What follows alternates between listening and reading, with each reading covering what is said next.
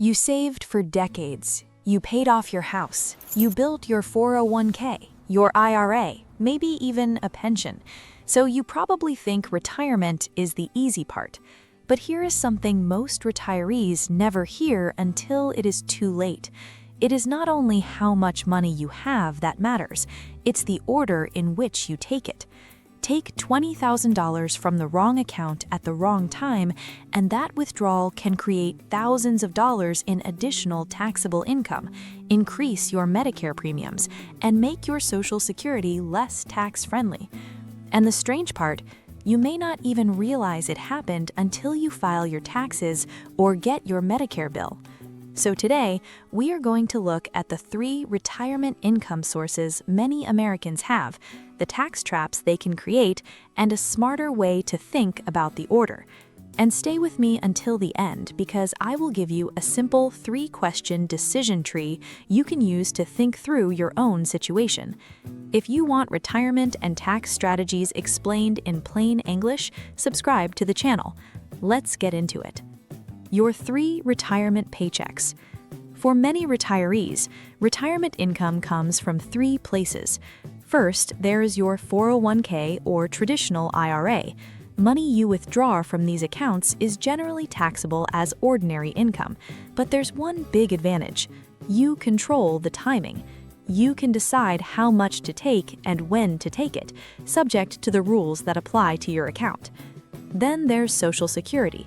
You can generally start retirement benefits as early as 62, but claiming before full retirement age permanently reduces your monthly benefit. If you wait beyond full retirement age, your benefit grows through delayed retirement credits until age 70. For people born in 1943 or later, those credits are generally 8% per year. And then there's your pension if you have one. A pension can provide a steady stream of income, but the timing and tax treatment depend on the specific plan. So already you can see the problem. These 3 income sources may look similar, but they don't behave the same way for taxes, and using them in the wrong order can create some nasty surprises. Trap number 1: Social Security taxes. Here's the first trap. Many people assume that if they receive Social Security, most of that money is automatically tax-free. That's not always true. Your other income can determine how much of your Social Security becomes taxable. The IRS uses a calculation that includes your adjusted gross income, tax-exempt interest, and half of your Social Security benefits.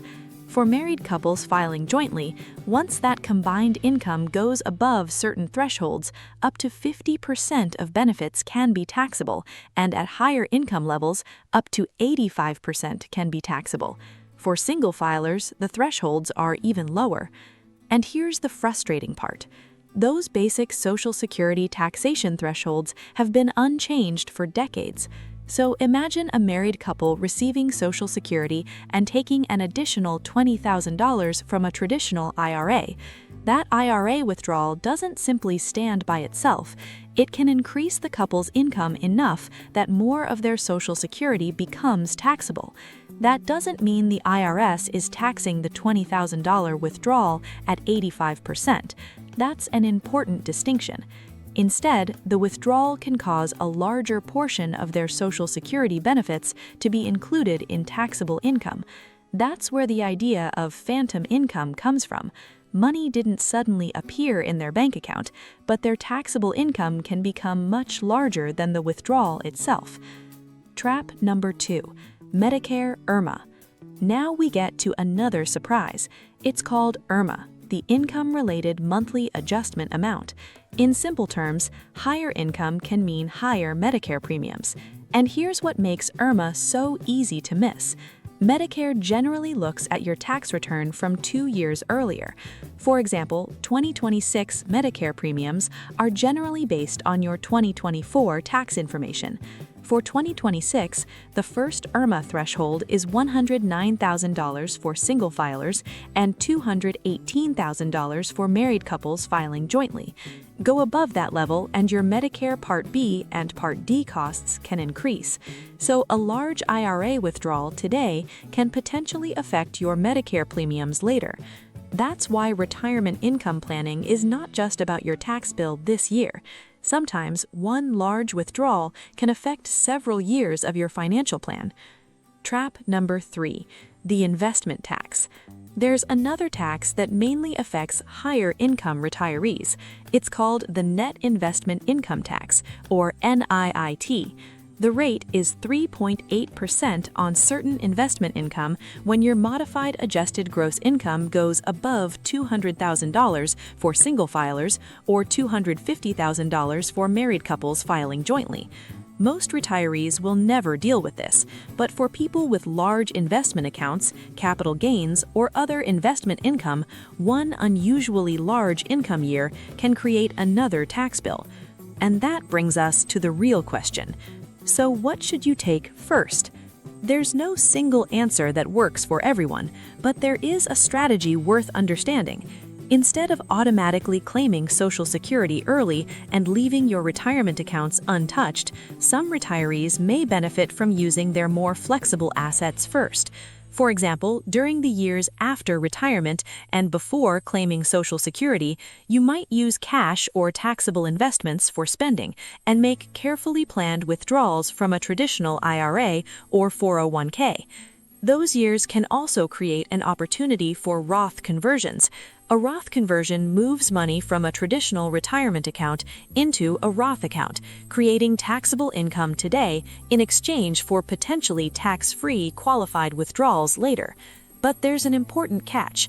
The conversion itself creates taxable income, so Roth conversions need to be planned carefully because they can also affect Medicare premiums and other taxes.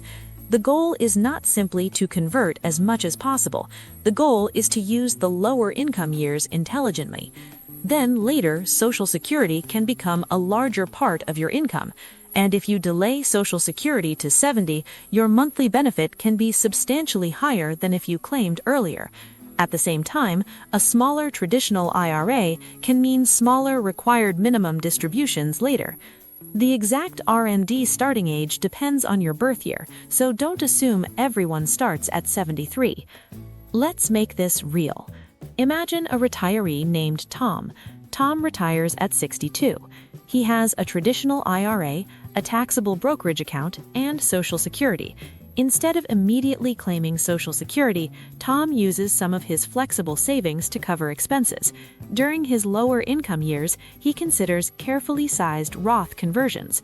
Later, when Social Security starts, he has more income coming from a potentially larger Social Security benefit and less sitting in his traditional IRA. Tom didn't magically make more money than another retiree. He simply gave more thought to when each income source turned on. And that's the real lesson. The goal is not always to delay Social Security. The goal is not always to spend your 401k first. Your health, savings, pension, tax bracket, marital status, and need for income today can completely change the answer. The strategy should fit your retirement, not somebody else's. And there's one more 2026 update worth knowing. For tax years 2025 through 2028, eligible taxpayers age 65 or older may qualify for a new additional senior deduction of up to $6,000 per person or $12,000 for a qualifying married couple. It phases out at higher income levels. So here's your simple retirement income checklist. First, do you have a pension? If yes, understand how much taxable income it creates. Second, can you afford to delay Social Security? If yes, calculate what a larger future benefit could mean for you. Third, are you close to a tax or Medicare income threshold? If you are, be careful with large withdrawals and Roth conversions. And remember this, the goal is not to pay zero taxes. The goal is to avoid paying unnecessary taxes simply because you took the right money at the wrong time. Your retirement accounts are not three separate worlds. They're three parts of one retirement income plan. Get the order right, and you may keep more of the money you worked decades to build. Get it wrong, and you may give up more than you ever needed to. If this changed the way you think about Social Security, pensions, and your retirement accounts, subscribe to the channel, because in retirement, sometimes the biggest financial decision is not how much you take, it's which account you take it from, and when.